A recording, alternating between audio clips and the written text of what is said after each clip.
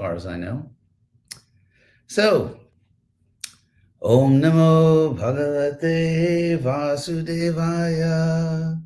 Om Namo Bhagavate Vasudevaya. So, we begin today with First Canto, Chapter 15, Text 30. Geetam Bhagavat. Oh, we'll say Om Namo. Om Namo Bhagavate. I did that. Vasudevaya. I'm just so much thinking of this verse. Anyway, I'm okay now. Geetam Bhagavata. Geetam Bhagavata Jnanam. Yat Tat Sangrama Murdhani Kala Karma Tamorudham. Punaradhyagamat Prabhu. So the first line is obviously sort of this very clever play on words because there is the Bhagavad Gita. So here, technically, the title Bhagavad Gita is a compound in Sanskrit. Bhagavad Gita, the song of the Lord. So here, the two words are separated and both declined. So it's Gitam Bhagavata Jnanam. So it's Jnanam, the knowledge, Gitam, sung by Bhagavata, by the Lord. So the knowledge sung, so that's the, it's actually going to be the object. So just again, to give you the simple grammar of this verse, the subject of this Sanskrit sentence, 115:30, is Prabhu. And that refers to Arjuna here. So calling a devotee Prabhu is a very old custom. So the Prabhu, Adhyagamat, understood, Prabhupada says, revive them again. So adhigam literally means to go over something, which is interesting in itself. Literally means to go over something. So, and it has the sense of understood.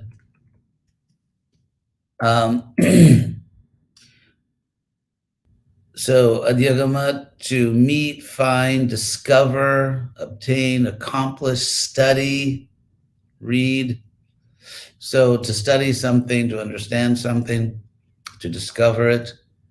So Prabhu adhyagamat jnanam. That's the simple sentence. The Prabhu understood or went over or learned jnanam, knowledge. And that knowledge, and then a lot of the other verses are talking about that knowledge. That knowledge was Gitam Bhagavata, sung by the Lord.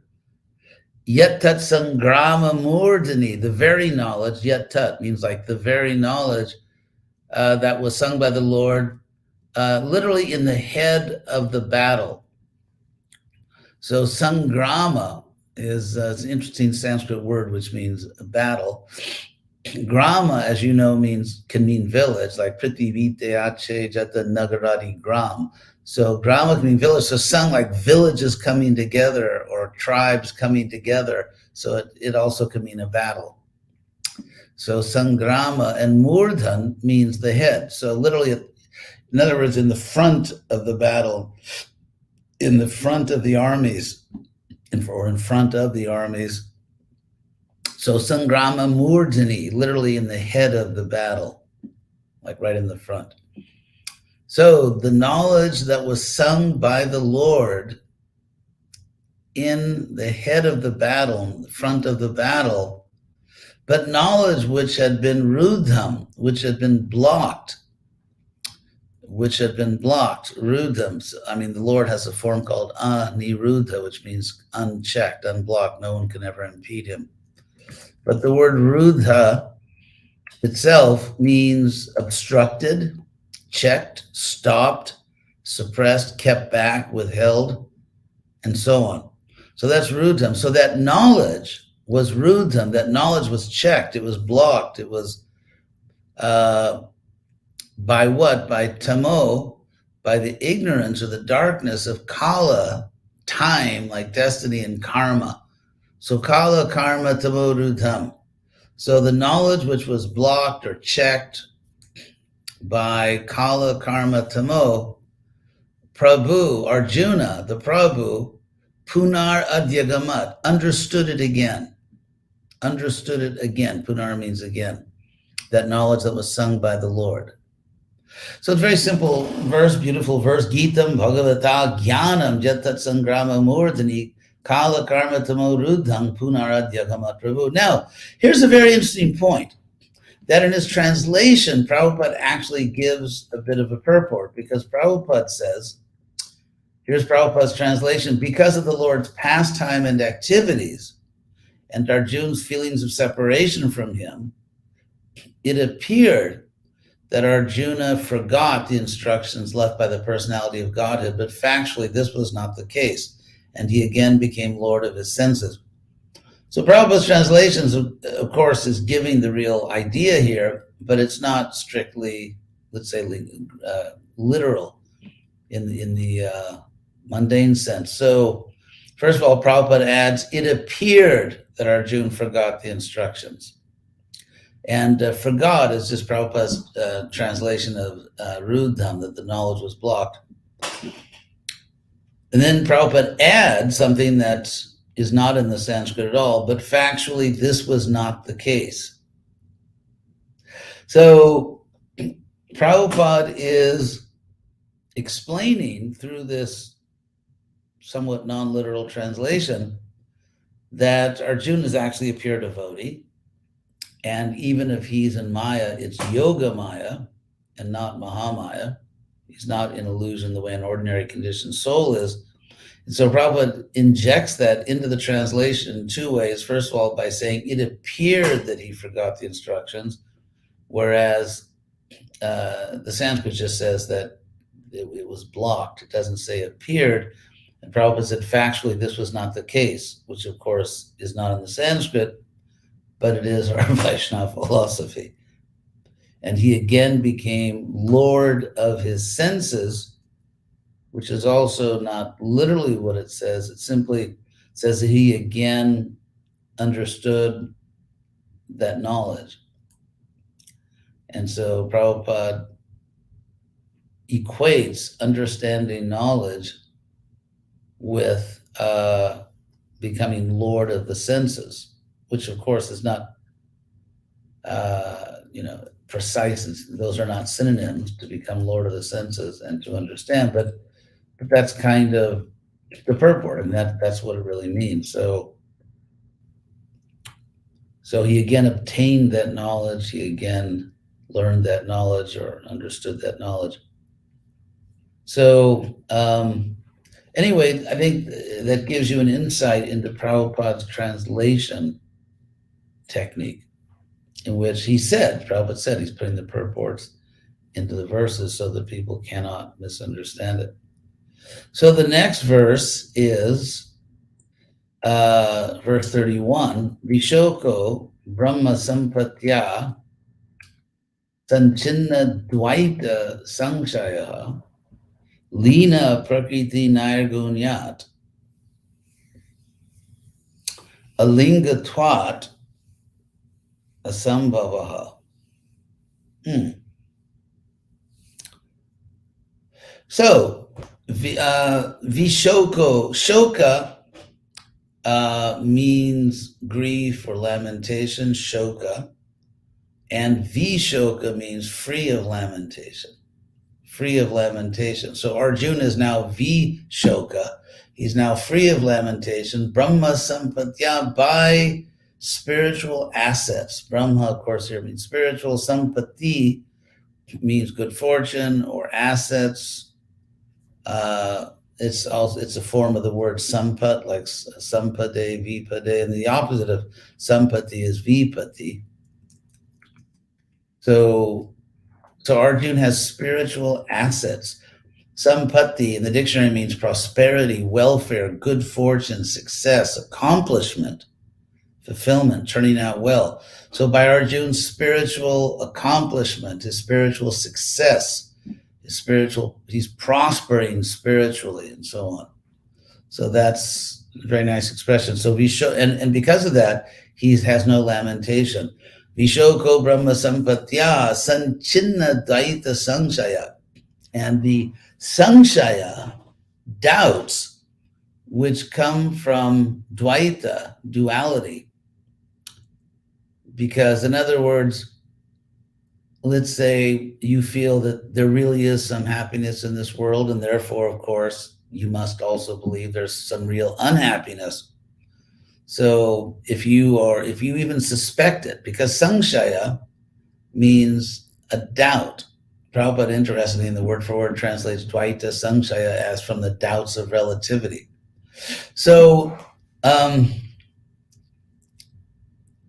so that, for example, if I still believe there's some pleasure in material sense gratification, then that duality, well, in the material world, some things are really enjoyable, just as some things are really miserable, then I have a doubt about giving myself completely to Krishna.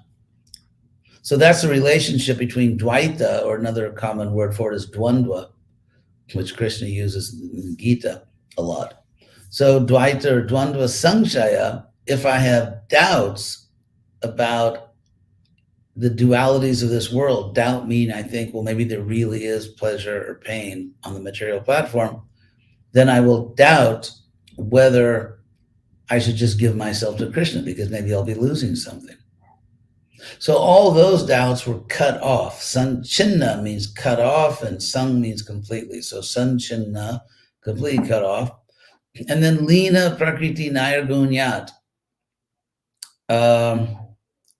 So because of nirgunya is, of course, just from the words nirguna, which means without the material modes. And nirguna is a common way in Sanskrit of saying transcendental. Another way is guna atita, guna ati ita, gone beyond the gunas. So because, as Krishna says, there's nothing in this world that is not really just composed of these material qualities in terms of the phenomenal world. In other words, the world that you perceive as a conscious soul. Everything is just in these three modes, and therefore a common way of saying transcendental is nirguna, beyond the modes, or gunatita. So because of being beyond the modes, prakriti of nature, the prakriti guna, because of being beyond the modes of nature, lina, and being absorbed or merged into that state. In other words, you're completely in that state. And because of alingatvat. Linga, in Sanskrit, you've heard the term probably Shiva Linga. So it can refer to the male reproductive organ. But the word, that's just one meaning. The word linga means a mark, like something which marks something else, a spot, a sign, a token, a badge, an emblem, a characteristic. But it also, and this is the sense that is used here, any assumed or false badge or mark, a disguise. So in that sense, alingatvat means because of not identifying with the false form of the body, not taking the bodily identity be the self. Prabhupada translates this word alingatvat as because of being devoid of a material body. So alingatvat, asambhava. Sambhava, which in Sanskrit can mean becoming, and therefore refers to the material life, because in this world we're always becoming something else. The body's changing at every moment, and if we identify with the body, then our mind is changing, our identity. I was a child, I was an adolescent, I was a young man, middle-aged, et cetera, et cetera. So if we identify with the body and through it, the material world, then our identity, as we understand it, is always changing. It's always becoming something else. And so asambhava means Arjun became free of becoming. He became free of the vicissitudes, the changes, the transformations of the material world. So the next verse, let's see how Prabhupada, actually I'm curious how Prabhupada translates that verse. He says, because of his possessing spiritual assets, which is Brahma Sampatya, the doubts of duality were Dvaita Samshaya were completely cut off, Sanchinna. Thus he was freed from the modes of material nature, Lina Prakriti Nirgunyat, and placed in transcendence, Alinga Twat. There was no longer any chance of his becoming entangled in birth and death, for he was freed from material form. And so that sentence is just the word asambhava. And of course, Prabhupada's explaining ultimately what the implications are of that word. The next verse is Ishamya Bhagavan Margam, this is text 32, Samstang Jadu Kulasya Cha Sakpataya Mating Chakre Nibhritatma Judistira. Very interesting verse, as they all are.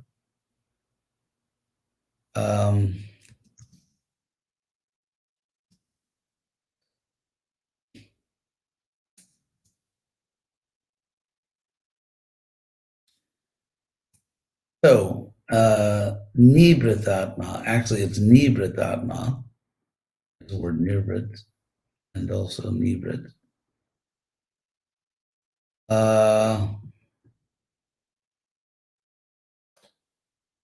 So let's see what this verse means. So Nishamya, hearing, upon hearing, Bhagavan Margam, the Lord's path, Bhagavan Margam.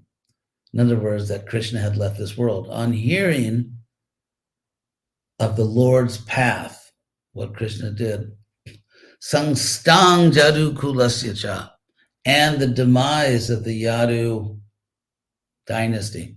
So Samstang, sta, we have in English, just standing, or standing, status. So, and sam means complete, like in Sankirtan, but here it has like the final status. So it's a word for dying, the end. Prabhupada translates the end, here to the end of the, literally the final status. On hearing of the Lord's path, and on hearing of the final, literally the final status of the Yadu dynasty. Yudhishthira Mating Chakre, literally he made his mind. I mean, like in English, he made up his mind. So Chakre is just a past tense of the verb kar, to do or to make, like kara, karoti, and so on. So hearing of these things, Yudhishthira made up his mind. In other words, decided, fully decided. Mateen Chakre, literally made up his mind, or made his mind. Swapataya, for fixed it, or you could say fixed his mind, Mateen Chakre, on the path to heaven. Swap means swarga, and pata, of course, is path, like in English. So he fixed his mind on heaven's path. And of course, we understand this means not material heaven, but Vaikuntha, the spiritual world. And Prabhupada said, Maharaj Yudhishthira decided, that's how he translates Mateen Chakre, that he fixed his mind or made up his mind, decided to go back home, back to Godhead, which in the Sanskrit is Swakpataya, for the celestial path, or the path to heaven. And the Nibhritatma Yudhishthira, and he became Atma, a soul, or a person. Prabhupada translates Nibhrita, lonely and alone. It's not in the, Prabhupada does not translate it in the verse translation. But Nibhrita means, Nibhrita in Sanskrit means firm, immovable, shut, closed as a door, fixed, settled, decided, fixed or intent upon, attached, faithful, still, silent, quiet, humble, modest, mild, gentle, free from passions, undisturbed. And here's Prabhupada's use of the word lonely or solitary. In other words, he just stopped, he just, nothing else mattered to him. It's time to go. It's like you can be at a party or, well, you can be at some kind of social event and you're talking to people and then you suddenly realize, oh my God, I have to go. I've got to go now. It's like, that's it. Like in 1 second, you just shut everything out. People may say, no, stay, and you just don't even consider it. So you suddenly remember you have a very important thing to do. And suddenly all these relations and conversations are just over in a second. So that's expressed here by the word nibratatma. And in, let's see. So in the dictionary, it means resolute minded. In other words, his mind was completely fixed in that decision, nibratatma. So Yudhishthira. So I think maybe I'll stop here. Well, maybe let's see what it says. Pratapyanushrutya dhananjayoditam. So Prita is Kunti, even Kunti, Prita api, even Prita or Kunti, or also Prita, Anushrutya, hearing, Dhananjayoditam, hearing what was spoken by Dhananjaya Arjuna, Anushrutya, which means she didn't hear firsthand, she heard secondhand. So Arjuna told Yudhishthira, and then Yudhishthira perhaps told his mother. So Anushrutya means she heard it, she wasn't the first to hear it, but she heard it following that. So Nasham Jadunam, and hearing what was spoken by Arjuna, the destruction or the loss, Nasham Jadunam, of the Yadus, the loss of the Yadus, or the destruction of the Yadus, Bhagavad Gating Chatam, and again, the path of the Lord, Gati, can means like the course, like where the Lord has gone. Bhagavad Gating Chatam, Ekanta Bhaktya, with pure devotion. And the word pure here is Ekanta Bhakti, or here's the instrumental case, Ekanta Bhaktya. Anta means the end or goal. And Eka means one. So ekanta, having only one goal, one purpose, one thought. So that's a way of saying pure devotion. Ekanta bhaktya. So Kunti Devi, Prata, by her pure devotion, Bhagavatya Doksaje Niveshitatma, she fixed herself, Niveshita. Literally, I mean, it means she caused herself to enter within something. So, in other words, she completely fixed herself in pure devotional service on Krishna, and Upararama Sangsate. She simply retired from material existence. She that's the verb uparam. She simply pulled back from material life just in a second, which shows that she's just a pure devotee engaged in these pastimes. She ceased. So upararama means she ceased from action. She became inactive, quiet. She stopped, left off, desisted, gave up, renounced. So she simply stopped all of her material activities. Not that she had material activities, but these external activities, she ceased from them. She ceased all her worldly activities. She renounced them. She desisted from them, gave them up immediately. And she just, she became a soul completely fixed. She fixed herself. She fixed her soul completely in Bhagavan Atoksaja, the Lord Atoksaja. And Upararama Sanskrit. It's a very beautiful verse. Pratapyanu Shrutya Dhananjayoditang nasham jadunang bhagavat gating chatam ekanta bhaktya bhagavat yadhoksa jay niveshitatmopara rama sangsate. So Prabhupada translates this as Kunti, after overhearing, that's how he translates Anushutya, overhearing, Arjun's telling of the end of the Yadu dynasty and the disappearance of Lord Krishna. So Kunti engaged in the devotional service of the transcendental personality of Godhead with full attention and thus gained release from the course of material existence. Prabhupada says in the purport, the setting of the sun does not mean the end of the sun. It means the sun is out of our sight. So similarly, the Lord is leaving this world. So these are very beautiful verses, very beautiful verses. And now we'll see if there are any questions today.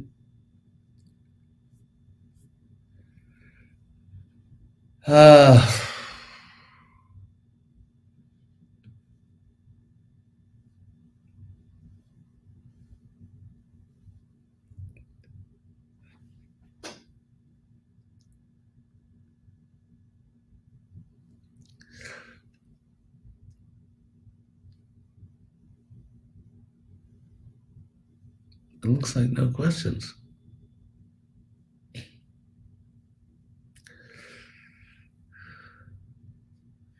Thank you all for your comments.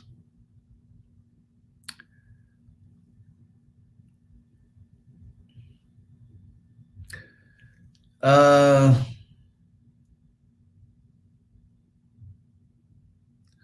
here's a question from Gargs. From what I have heard and read, Srila Prabhupada said that he did not write his books, but Krishna did. That's a misunderstanding. I mean, Prabhupada said something like that, but I actually looked this up. I did the research. And I wrote an essay about how we understand Prabhupada. It's on my website. And many times Prabhupada said, I wrote these books. These are my books. I wrote every word of these books. I mean, clearly, Krishna inspired Prabhupada and enlightened him. I mean, he is enlightened and so on. And so Prabhupada humbly said, Krishna wrote these books, but he didn't mean it in a literal sense. That Prabhupada was just sort of neutrally watching the whole thing as Krishna was writing the books. I mean, Prabhupada many times said that I wrote these books. And that's why he apologized. I mean, he didn't have to apologize, but he did. In the first canto, chapter 5, he said that there'll be so many mistakes in English. This is not my first language. So as his followers, we can certainly accept the liberties he took in his translation. Yes, because the conclusion is always perfect. And Prabhupada gives the Sanskrit. So if you are interested, as I am, in the literal Sanskrit meaning, it's there. Prabhupada didn't hide it. He gave it to us. So he was being completely straightforward. Here's the Sanskrit, so you can see what the literal meaning is, and here's my realization of what this ultimately is about. So how to explain this? I actually gave a paper on this at Harvard, and it was actually, this reminds me, I should send all these papers to Ananda Leela to post them. Just thought of that. But anyway, and Harvard published it actually, in which I explained that Prabhupada, in his somewhat non-literal translation style, is actually following an ancient tradition. Because, for example, let's see if I can give you the exact verse number. In the first canto of the Bhagavatam, Sutta Goswami, that's verse 1344. That's verse 1344, which I'll read to you because it perfectly explains what Prabhupada is doing in his non-literal translation. So in 1344, Sutta Goswami says that Tatra Kirtiyato Vipra Viparshar Bhuri Tejasa. So as, he says, O sages, as that sort of like that sage amongst the great Brahmins, he's talking about Shuka, Bhuri Tejasa, that sage of immense potency, as he was reciting the Bhagavatam, Ahang Chadyagamang Tatra, I was there and I understood it. That's just, I understood it. I studied it. So he's, as Shuka speaking to Parikshit, Sutta was actually present. He was in the audience. And Nivishtas Tadanugrahat. And I was able to really enter into the meaning of it by his mercy, by the mercy of my guru. Now, here's the key point. He says, Soham Vakshavi Shami. Literally, I will now make all of you hear it. In other words, I will speak it to you. I will literally make you all hear it. And then so Sutta says, I'm going to recite the Bhagavatam, Yata Dhitam Yata Mati.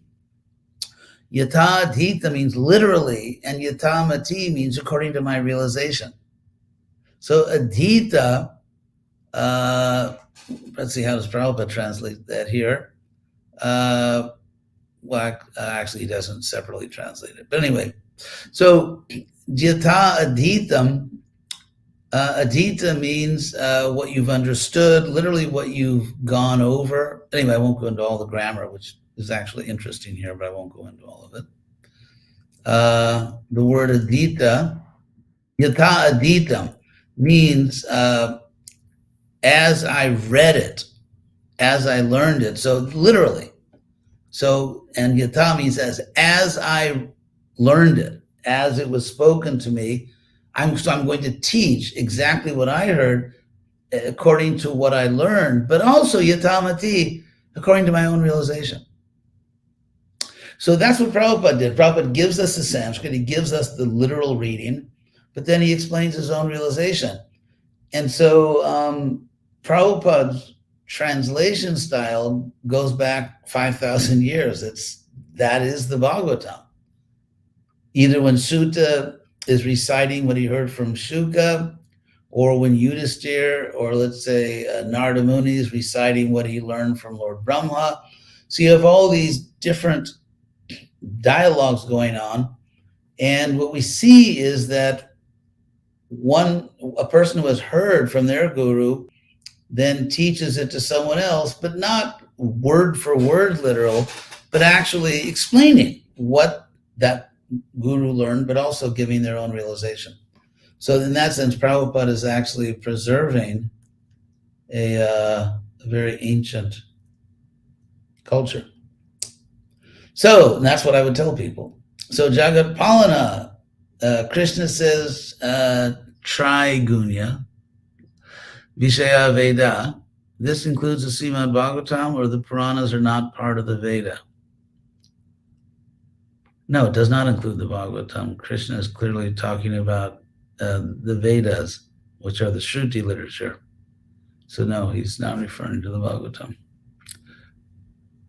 In fact, the Bhagavatam is meant to clear everything up. So in Bhagavad Gita 1854, Krishna says that the devotees achieve devotional service when they are situated in transcendent Brahmabhuta.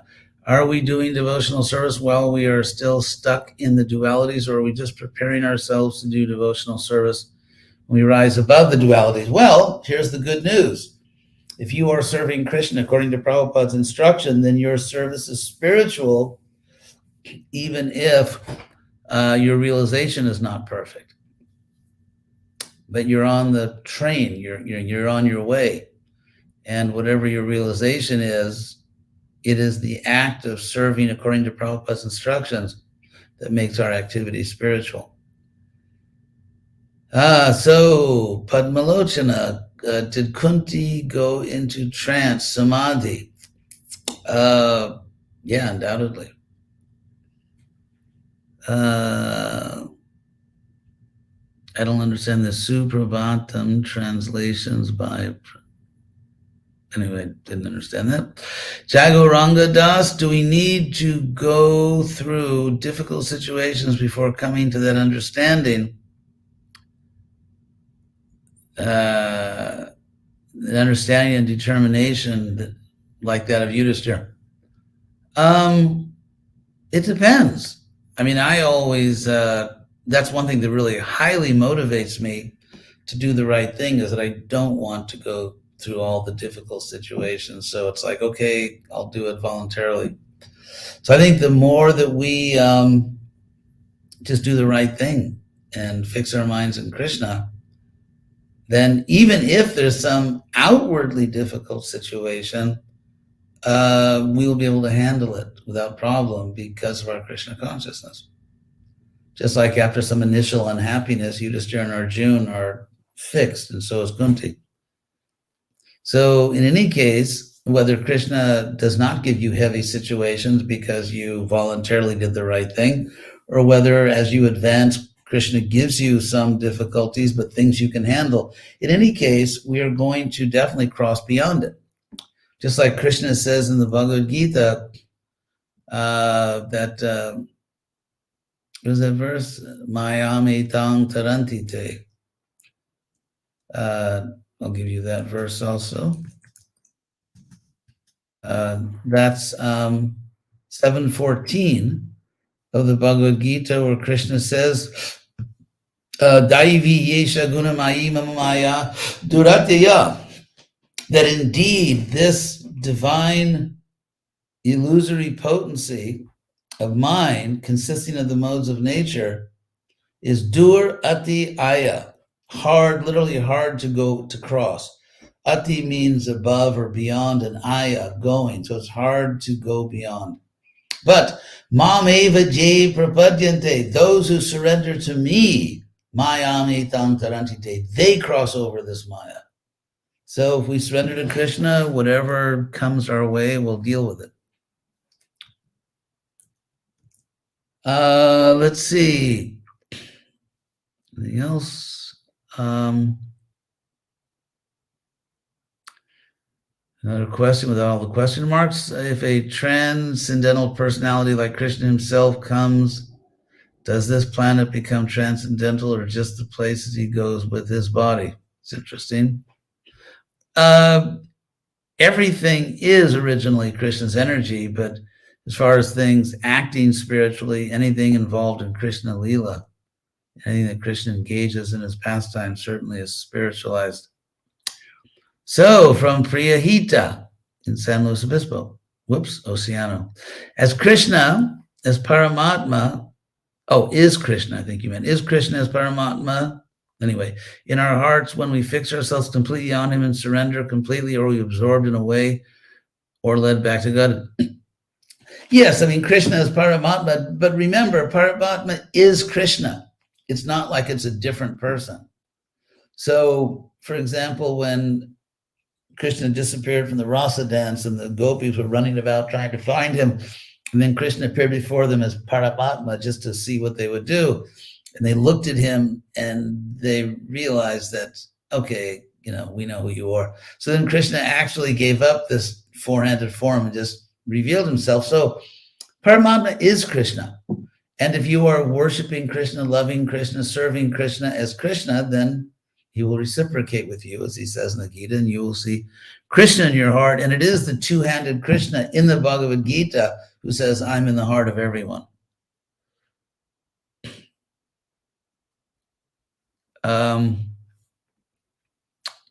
So, Leelakara, in the purport to text 32, the Prabhupada explains somewhat of the nature of Arjuna's activities in the sense that they were transcendental as it relates to the battle of Kurukshetra. Given the benefit of the doubt that Krishna is behind everything, can it be? Well, question stops there. Too long. So any updates on ETA, estimated arrival time?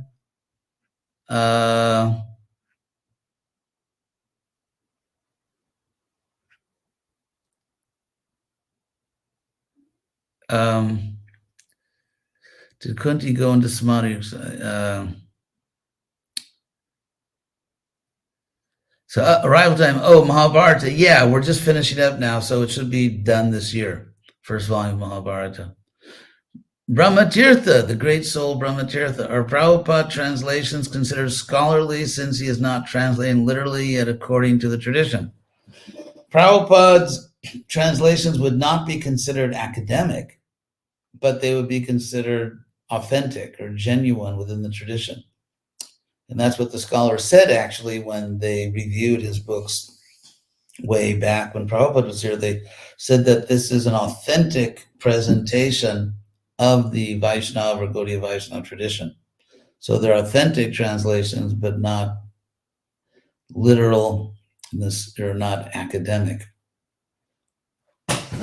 Does a Mahabharata does a text to use? Can we use Mahabharata? I think that means to preach bhakti. Yes, if you know how to use it. Sense gratification is a natural state of the material body. When we eat prasadam, is that sense gratification? Yes, in a sense. That's why Prabhupada gave us nice prasadam. But of course, the more we advance, the more we're just taking our pleasure from serving Krishna. So, Priyahita, double dipping here. Krishna is Paramatma. Oh, Krishna as Paramatma is in our hearts. When we fix ourselves completely on him and surrender completely, are you absorbed in a way or led back? Yeah, if you absorb yourself on Krishna in the heart, you will definitely go back to Godhead. You'll definitely go back to Godhead. So is Mahabharata text for preaching? Somehow I think I've done these. The Mahabharata is good for preaching if you take the parts from it that are good for preaching.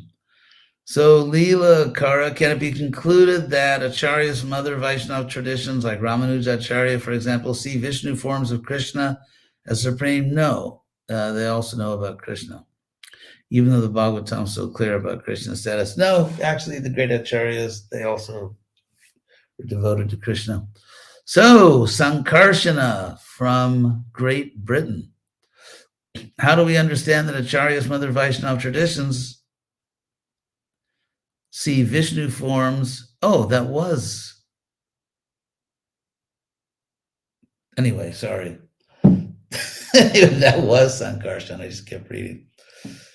So, yeah, the acharyas recognize Krishna. As far as the Bhagavatam, as far as it's saying it's so clear, Jiva Goswami, of course, brought up the point of Krishna's tu Bhagavan Swayam, which is, he claims to be the Mahavakya, or the great statement of the Bhagavatam. So, I'm not aware of the great acharyas subordinating Krishna to Vishnu.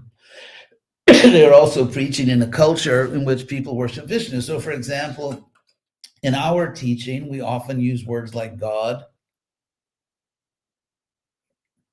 or Supreme Lord or Absolute Truth, and Prabhupada used these words. So, in the culture in which the acharyas were teaching, everyone understood Vishnu is like saying God or the Supreme Lord. So, I don't think there was very much confusion there. So, thank you all very much. Let me see. There's, I missed one. Okay. That's so disappointing. I was hoping I was infallible. So, Ram Sarup Shastri. In Mahabharata, Kunti is said to have gone to the forest with Dhritarashtra and Gandhi, whereas Bhagavatam says something different. How do we understand it? Well, I'm not sure that's something different. If you could show me the Bhagavatam verse that specifically talks about where Krishna went, then I would be happy to look at it. So you would have to cite the Bhagavatam verse. Someone just said that my camera is not working properly. That is, I'm not sure what I can do about that. I think maybe because it looks fine to me. Okay, so thank you all very much. Thank you for coming to the class, and hopefully we'll be together again next Sunday. Did I miss something else? Okay, Hare Krishna.